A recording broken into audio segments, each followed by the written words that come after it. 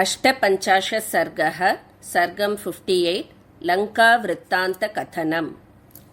ततस्तस्य गिरे शृङ्गे महेन्द्रस्य महाबलाः हनुमत्प्रमुखाः प्रीतिं हरयो जग्मुरुत्तमां तं ततः प्रीतिसंहृष्टः प्रीतिमन्तं महाकपिं जाम्बवान् कार्यवृत्तान्तम् अपृच्छदनिलात्मजं कथं दृष्ट्वा त्वया देवी कथं वा तत्र वर्तते तस्यां वास कथं वृत्तः क्रूरकर्मादशाननः तत्त्वतः सर्वमेतन्नः प्रब्रूहि त्वं महाकपे श्रुतार्थाश्चिन्तयिष्यामो भूयः कार्यविनिश्चयम् यश्चातस्तत्र वक्तव्यो गतैरस्माभिरात्मवान् रक्षितव्यं च यत्तत्र तद्भवान् व्याकरोतु नः स नियुक्तस्ततस्तेन सम्प्रहृष्टतनूरुहः प्रणम्य शिरसा देव्यै सीतायै प्रत्यभाषत प्रत्यक्षमेव भवतां महेन्द्राग्रात् खमाप्लुतः उदधे दक्षिणं पारं काङ्क्षमाणः समाहितः गच्छतश्च हि मे घोरं विघ्नरूपमिवाभवत् काञ्चनं शिखरं दिव्यं पश्यामि सुमनोहरं स्थितं पन्थानमावृत्य मेने विघ्नं च तं नगम् उपसङ्गम्य तं दिव्यं काञ्चनं नगसत्तमं कृता मे मनसा बुद्धिः भेतव्योऽयं मयेति च प्रहतं च मया तस्य लाङ्गूलेन महागिरेः शिखरं सूर्यसङ्काशं व्यशीर्यत सहस्रधा व्यवसायं च तं बुद्ध्वा सहोवाच महागिरिः पुत्रेति मधुरां वाणीं मनः प्रह्लादयन्निव पितृव्यं चापि मां विद्धि सखायं मातरिश्वनः मैनाकमिति विख्यातं निवसन्तं महोदधौ पक्षवन्तः पुरा पुत्र बभूवुः पर्वतोत्तमाः छन्ददः पृथिवीं चेरुः बाधमानाः समन्ततः श्रुत्वा नगानां चरितं महेन्द्रः पाकशासनः छिच्छेद भगवान् पक्षान् वज्रेणैषां सहस्रशः अहं तु मोक्षितस्तस्मात् तव पित्रा महात्मना मारुतेन तदा वत्स प्रक्षिप्तोऽस्मि महार्णवे रामस्य च मया साह्यो वर्तितव्यमरिन्दम रामो धर्मभृतां श्रेष्ठो महेन्द्रसमविक्रमः एतत् श्रुत्वा वचस्तस्य मैनाकस्य महात्मनः कार्यमावेद्य तु गिरेः उद्यतं च मनो मम तेन चाहमनुज्ञातो मैनाकेन महात्मना स चाप्यन्तर्हितः शैलो मानुषेण वपुष्मता शरीरेण महाशैलः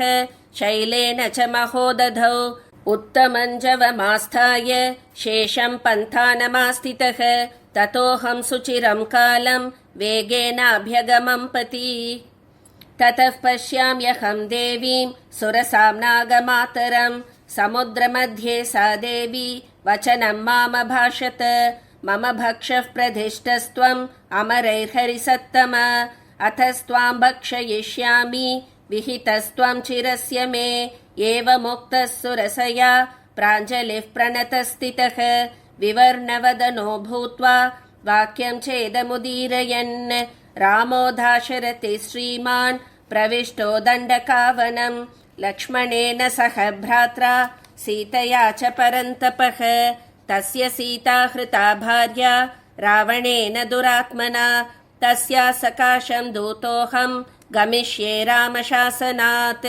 कर्तुमर्हसि रामस्य साहाय्यं विषये सति अथवा मैथिलीं दृष्ट्वा रामं चाक्लिष्टकारिणम् आगमिष्यामि ते वक्त्रं सत्यं प्रतिशृणोमि ते एवमुक्त्वा मया सा तु सुरसा कामरूपिणी अब्रवीन्नातिवर्तेन्मां कश्चिदेष वरो मम एवमुक्तः सुरसया दशयोजनमायतः ततोऽर्धगुणविस्तारो बभूवाहं क्षणेन तु मत्प्रमाणानुरूपं च व्यादितं तु मुखं तया तद्दृष्ट्वा व्यादितं चास्यं ह्रस्वं ह्यकरवं वपुः तस्मिन् मुहूर्ते च पुनः बभूवाङ्गुष्टमात्रकः अभिपत्याशु तद्वक्त्रं निर्गतोऽहं ततः क्षणात् अब्रवीत् सुरसा देवी स्वेन रूपेण मां पुनः अर्थसिद्ध्यै हरिश्रेष्ठ गच्छ सौम्य यथा सुखं समानय च वैदेहीं राघवेन महात्मना सुखी भव महाबाहो प्रीतास्मि तव वानर ततोऽहं साधु साध्वीति सर्वभूतैः प्रशंसितः ततोऽन्तरिक्षं विपुलं प्लुतोऽहं गरुडो यथा छाया मे निगृहीता च न च पश्यामि किञ्चन सोऽहं विगतवेगस्तु दिशो दश विलोकयन् न किञ्चित् तत्र पश्यामि येन मे पहृता गतिः ततो मे बुद्धिरुत्पन्ना किं नाम गगने मम ईदृशो विघ्न उत्पन्नो रूपं यत्र न दृश्यते अधोभाग्येन मे दृष्टिः शोचता पातिता मया ततो द्राक्षमहं भीमां राक्षसीं सलिलेशयां प्रहस्य च महानादम् उक्तोऽहं भीमया तया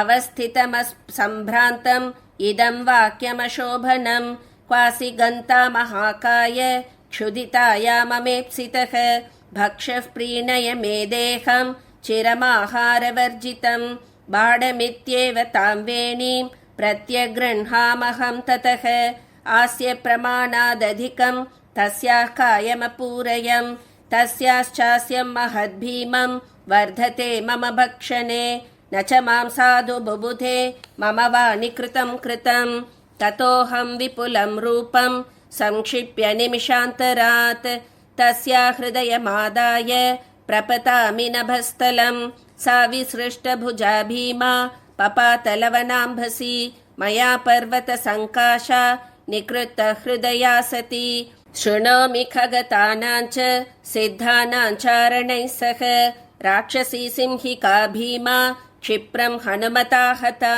तां हत्वा पुनरेवाहं कृत्यमात्ययिकं स्मरन् गत्वा चाहं महाध्वानं पश्यामि नगमण्डितं दक्षिणं तीरमुदधेः लङ्का यत्र च सा पुरी अस्तं दिनकरे याते रक्षसां निलयं पुरं प्रविष्टोऽहमविज्ञातो रक्षोभिर्भीमविक्रमैः तत्र प्रविशतश्चापि कल्पान्तघनसन्निभा अट्टहासं विमुञ्चन्ति नारी काप्युत्थिता पुरः जिघांसन्तीं ततस्तां तु ज्वलदग्निशिरोरुहां सव्यमुष्टिप्रहारेण पराजित्य सुभैरवां प्रदोषकाले प्रविशं भीतयाहं तयोदितः अहं लङ्कापुरी वीर निर्जिता विक्रमेण ते यस्मात् तस्मात् विजेतासि सर्वरक्षांस्य शेषतः तत्राहं सर्वरात्रं तु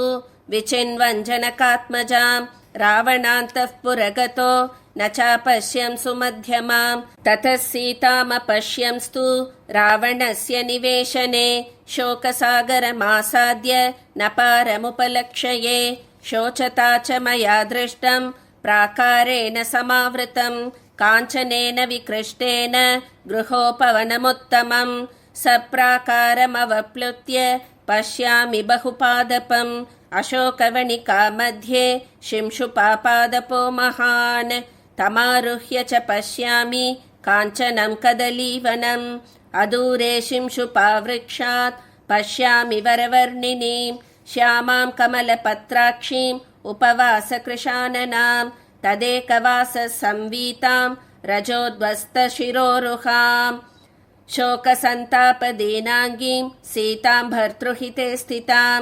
राक्षसीभिर्विरूपाभिः क्रूराभिरभिसंवृतां मांसशोणितभक्षाभिः व्याघ्रीभिर्हरिणीमिव सा मया राक्षसी मध्ये तर्ज्यमाना मुहुर्मुहुः एकवेणीधरा दीना भर्तृचिन्तापरायणा भूमिशय्या विवर्णाङ्गी पद्मिनीव हिमागमे रावणाद्विनिवृत्तार्था मर्तव्यकृतनिश्चया कथञ्चिन्मृगशाभाक्षी तूर्णमासादिता मया तां दृष्ट्वा तादृशीं नारीं रामपत्नीं यशस्विनीं तत्रैव शिंशुपावृक्षे पश्यन्नहमवस्थितः ततो हलहलाशब्दं काञ्चीनूपुरमिश्रितं शृणोम्यधिकगम्भीरं रावणस्य निवेशने।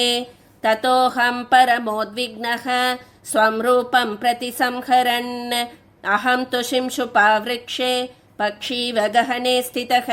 ततो रावणदाराश्च रावणश्च महाबलः तं देशं समनुप्राप्ता यत्र सीता भवत्स्थिता।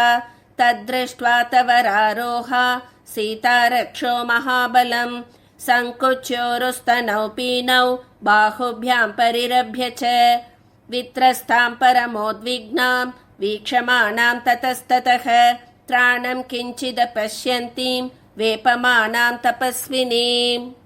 तामुवाच दशग्रीवः सीतां परमदुःखिताम् अवाक्षिराः प्रपतितो बहुमन्यस्व मामिति। यदि चेत्त्वं तु दर्पान्मां नाभिनन्दसि गर्विते द्वौ मासावन्तरं सीते पास्यामि रुधिरं तव।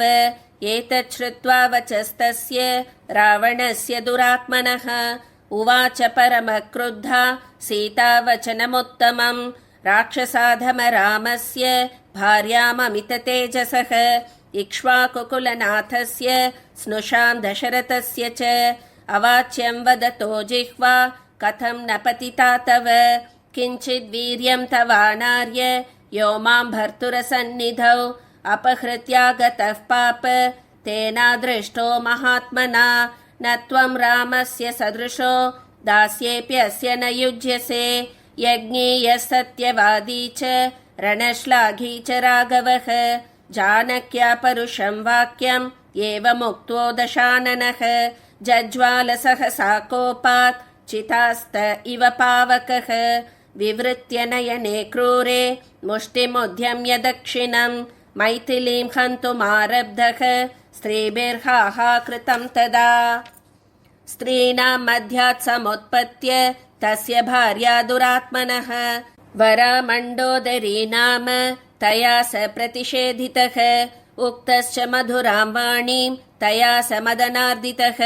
सीतया तव किं कार्यं महेन्द्रसमविक्रम देवगन्धर्वकन्याभिः यक्षकन्याभिरेव च सार्धं प्रभोरमस्वेह सीतया किं करिष्यसि। ततस्ताभिः समेताभिः नारीभिः स महाबलः प्रसाद्य सहसा नीतो भवनं स्वं निशाचरः। याते तस्मिन् दशग्रीवे राक्षस्यो विकृताननाः सीतां निर्भत्सयामासुः वाक्यैः क्रूरैः सुदारुणैः तृणवद्भाषितं तासां गणयामास जानकी। तर्जितं च तदा तासां सीतां प्राप्य निरर्थकं वृथा गर्जितनिश्चेष्टा राक्षस्यपिशितासनाः रावणस्य शशंसुस्ताः सीता व्यवसितं महत्। ततस्ताः सहिताः सर्वा विहताशा निरुद्यमाः परिक्षिप्य समन्तातां निद्रावशमुपागताः। तासु चैव प्रसुप्तासु सीता भर्तृहिते रता विलप्य कर्णं दीना प्रशुशोच सुदुःखिता। तासां मध्यात् समुत्थाय त्रिजटावाक्यमब्रवीत् आत्मानं खादत क्षिप्रं न सीता विनशिष्यति। जनकस्यात्मजा साध्वी स्नुषा दशरथस्य च स्वप्नो ह्यद्य मया दृष्टो दारुणो रोमहर्षणः रक्षसां च विनाशाय भर्तुरस्याजयाय च। अलमस्मात् परित्रातुं राघवात् राक्षसीगणम् अभियाचाम वैदेहीम् एतद्धि मम रोचते।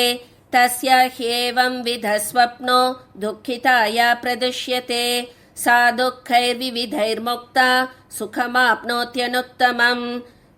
प्रणिपात प्रसन्ना हि मैथिली जनकात्मजा ततः सा ह्रीमती बाला भर्तुर्विजयहर्षिता अवोचद्यदि तत्तथ्यं भवेयं शरणं हि वः। तां चाहं तादृशीं दृष्ट्वा सीताया दारुणां दशां चिन्तयामास विक्रान्तो न च मे निर्वृतं मनः। सम्भाषणार्थं च मया जानक्याश्चिन्तितो विधिः इक्ष्वाकूणां हि वंशस्तु ततो मम पुरस्कृतः। श्रुत्वा तु गदितां वाचं राजर्षिगणपूजितां प्रत्यभाषत मां देवी बाष्पैः पिहितलोचना। कस्त्वं केन कथं चेह प्राप्तो वानरपुङ्गव, काचरामेण ते प्रीतिः तन्मे शंसितुमर्हसि। तस्यास्तद्वचनं श्रुत्वा ह्यहमभ्यब्रवं वचः, देवि रामस्य भर्तुस्ते सहायो भीमविक्रमः। सुग्रीवो नाम विक्रान्तो वानरेन्द्रो महाबलः, तस्य मां विद्धि भृत्यं त्वं हनुमन्तमिहागतं। भर्त्राहं प्रेषितस्तुभ्यं रामेण क्लिष्टकर्मणा, इदं च पुरुषव्याघ्रः श्रीमान् दाशरथि स्वयं। अङ्गुलीयमभिज्ञानम् अदातुभ्यं यशस्विनी, तदिच्छामि त्वया ज्ञप्तं देवि किं करवाण्यहं। रामलक्ष्मणयोः पार्श्वे नयामि त्वां किमुत्तरम्। एतत् श्रुत्वा विदित्वा च सीता जनकनन्दिनी आह रावणमुत्साद्य राघवो मां नयत्विति। प्रणम्य शिरसा देवीम् अहमार्यामनिन्दितां, राघवस्य मनोह्लादम् अभिज्ञानमयाचिषम्। अथ मामब्रवीत् सीता गृह्यतामयमुत्तमः, मणिर्येण महाबाहु रामस्त्वां बहुमन्यते। इत्युक्त्वा तु वरारोहा मणिप्रवरमद्भुतं, प्रायच्छत्परमोद्विग्ना वाचा मां सन्दिदेशः। ततस्तस्यै प्रणम्याहं राजपुत्र्यै समाहितः, प्रदक्षिणं परिक्रामं इहाभ्युद्गतमानसः। उत्तरं पुनरेवेदं निश्चित्य मनसा तया, हनुमन्मम वृत्तान्तं वक्तुमर्हसि राघवे। यथा श्रुत्वैव न चिरात् तावुभौ रामलक्ष्मणौ, सुग्रीवसहितौ वीरौ उपेयातां तथा कुरु। यद्यन्यथा भवेदेतत् द्वौ मासौ जीवितं मम, न मां द्रक्ष्यति काकुत्स्थो म्रिये साहमनाथवत्। तच्छ्रुत्वा करुणं वाक्यं क्रोधो मामभ्यवर्तत, उत्तरं च मया दृष्टं कार्यशेषमनन्तरम्। ततो वर्धतमेकायः तदा पर्वतसन्निभः, युद्धकाङ्क्षी वनं तच्च विनाशयितुमारभे। तद्भग्नं वनषण्डं तु भ्रान्तत्रस्तमृगद्विजं, प्रतियुद्धा निरीक्षन्ते राक्षस्यो विकृताननाः। मां च दृष्ट्वा वने तस्मिन् समागम्य ततस्ततः, ताः समभ्यागताः क्षिप्रं रावणायाच चक्षिरे। राजन्वनमिदं दुर्गं तव भग्नं दुरात्मना, वानरेण ह्यविज्ञाय तव वीर्यं महाबल। दुर्बुद्धेस्तस्य राजेन्द्र तव विप्रियकारिणः, वधमाज्ञापय क्षिप्रं यथासौ विलयं व्रजेत्। तच्छ्रुत्वा राक्षसेन्द्रेण विसृष्टा वृषदुर्जयाः, राक्षसा किङ्करा नाम रावणस्य मनोनुगाः। तेषामाशीतिसाहस्रं शूलमुद्गरपाणिनां, मया तस्मिन् वनोद्देशे परिघेन निषूदितम्। तेषां तु हतशेषाये ते गत्वा लघुविक्रमाः, निहितं च महत्सैन्यं रावणाया च चक्षिरे। ततो मे बुद्धिरुत्पन्ना चैत्यप्रासादमाक्रमं, तत्रस्थान् राक्षसान् हत्वा 100 स्तम्भेन वै पुनः। ललामभूतो लङ्कायाः स वै विध्वंसितो मया। ततः प्रहस्तस्य सुतं जम्बुमालिनमादिशत्, राक्षसैर्बहुभिः सार्धं घोररूपैर्भयानकैः। तमहं बलसम्पन्नं राक्षसं रणकोविदं, परिघेनातिघोरेण सूदयामि सहानुगम्। तच्छ्रुत्वा राक्षसेन्द्रस्तु मन्त्रिपुत्रान् महाबलान् पदातिबलसम्पन्नान् प्रेषयामास रावणः। परिघेनैव तान् सर्वान् नयामि यमसादनम्।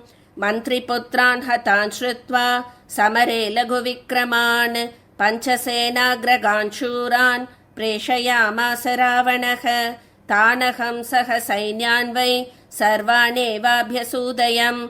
ततः पुनर्दशग्रीवः पुत्रमक्षं महाबलम् बहुभिराक्षसैः सार्धम् प्रेषयामास रावणः तं तु मन्दोदरी पुत्रं कुमारं रणपण्डितम् सहसाखं समुत्क्रान्तं पादयोश्च गृहीतवान् चर्मासिनं शतगुणं भ्रामयित्वा व्यपेशयं तमक्षमागतं भग्नं निशम्य स दशाननः तत इन्द्रजितं नाम द्वितीयं रावणः सुतं व्याधिदेशसु संक्रुद्धो बलिनं युद्धदुर्मदं तच्चाप्यहं बलं सर्वं तञ्च राक्षसपुङ्गवं नष्टौजसं रणे कृत्वा परं हर्षमुपागमं महता हि महाबाहुः प्रत्ययेन महाबलः प्रेषितो रावणेनैव सह वीरैर्मदोत्कटैः सोऽविषह्यं हि मां बुद्ध्वा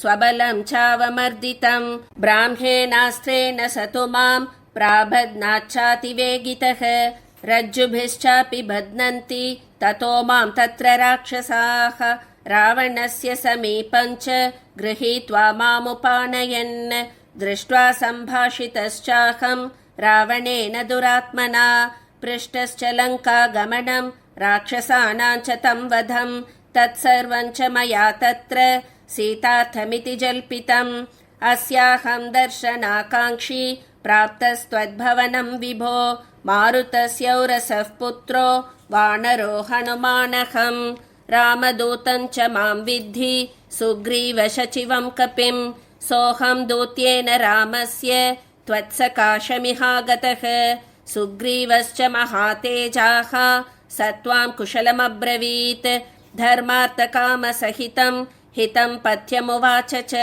वसतो ऋष्यमूके मे पर्वते विपुलद्रुमे राघवोरणविक्रान्तो मित्रत्वं समुपागतः तेन मे कथितं राज्ञा भार्या मे रक्षसा हृता तत्र साहाय्य हेतोर्मे समयं कर्तुमर्हसि वालिना हतराज्येन सुग्रीवेण महाप्रभुः चक्रेऽग्निसाक्षिकं सख्यं राघवः सह लक्ष्मणः तेन वालिनमुत्पाट्य शरेणैकेन संयुगे वानराणां महाराजः कृतः स प्लवतां प्रभुः तस्य साहाय्यमस्माभिः कार्यं सर्वात्मना त्विह तेन प्रस्तापितस्तुभ्यं समीपमिह धर्मतः क्षिप्रमाणीयतां सीता दीयतां राघवाय च यावन्न हरयो वीरा विधमन्ति बलं तव वानराणां प्रभावो हि न केन विदितः पुरा देवतानां सकाशं च ये गच्छन्ति निमन्त्रिताः इति वानरराजस्त्वाम् आहेत्यभिहितो मया मामैक्षत ततः क्रुद्धः चक्षुषा प्रहदन्निव तेन वद्योऽहमाज्ञप्तो रक्षसा रौद्रकर्मणा मत्प्रभावमविज्ञाय रावणेन दुरात्मना ततो विभीषणो नाम तस्य भ्राता महामतिः तेन राक्षसराजोऽसौ याचितो मम कारणात् नैवं राक्षसशार्दूल त्यज्यतामेष निश्चयः राजशास्त्रव्यपेतो हि मार्गः संसेव्यते त्वया दूतवध्या न दृष्टा हि राजशास्त्रेषु राक्षस दूतेन वेदितव्यं च यथार्थं हितवादिना सुमहत्यपराधेऽपि दूतस्यातुलविक्रम विरूपकर्णं दृष्टं नवधोऽस्तीति शास्त्रतः विभीषणेनैव मुक्तो रावणः सन्दिदेशतान् राक्षसानेतदेवास्य लाङ्गोलं दह्यतामिति ततस्तस्य वचः श्रुत्वा मम पुच्छं समन्ततः वेष्टितं शनवल्कैश्च जीर्णैः कार्पासजैः पटैः राक्षसा सिद्धसन्नाहाः ततस्ते चण्डविक्रमाः तदा दहन्त मे पुच्छं निघ्नन्तः काष्ठमुष्टिभिः बद्धस्य बहुभिः पाशैः यन्त्रितस्य च राक्षसैः ततस्ते राक्षसा शूरा बद्धं मामग्निसंवृतम् अघोषयन् राजमार्गे नगरद्वारमागताः ततोऽहं सुमहद्रूपं संक्षिप्य पुनरात्मनः विमोचयित्वा तं बन्धं प्रकृतिस्थस्थितः पुनः आयसं परिघं गृह्य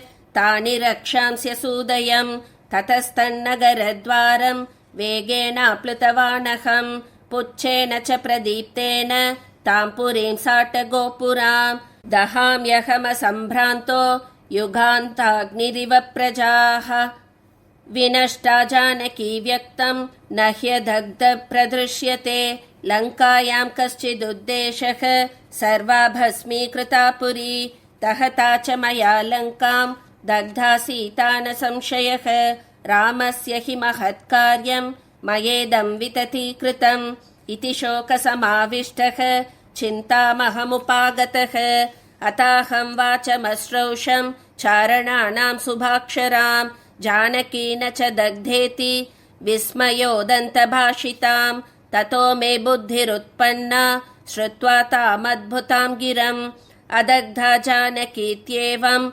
निमित्तैश्चोपलक्षिता दीप्यमाने तुलाङ्गूले न माम् दहति पावकः हृदयम् च प्रहृष्टम् मे वातासुरभिगन्धिनः नैर्निमित्तैश्च दृष्टार्थैः कारणैश्च महागुणैः ऋषिवाक्यैश्च सिद्धार्थैः अभवम् हृष्टमानसः पुनर्दृष्ट्वा च वैदेहीम् विसृष्टश्च तया पुनः ततः पर्वतमासाद्य तत्रारिष्टमहम् पुनः प्रतिप्लवनमारेभे युष्मद्दर्शनकाङ्क्षया ततः पवनचन्द्रार्क सिद्धगन्धर्वसेवितम् पन्थानमहमाक्रम्य भवतो दृष्टवानिह राघवस्य प्रभावेन भवताञ्चैव तेजसा सुग्रीवस्य च कार्यार्थम् मया सर्वमनुष्ठितम् एतत् सर्वम् मया तत्र यथावदुपपादितम् अत्र यन्न कृतम् शेषम् तत्सर्वम् क्रियतामिति। इत्यार्षे श्रीमद् रामायणे वाल्मीकीये आदिकाव्ये सुन्दरकाण्डे 58 सर्गः।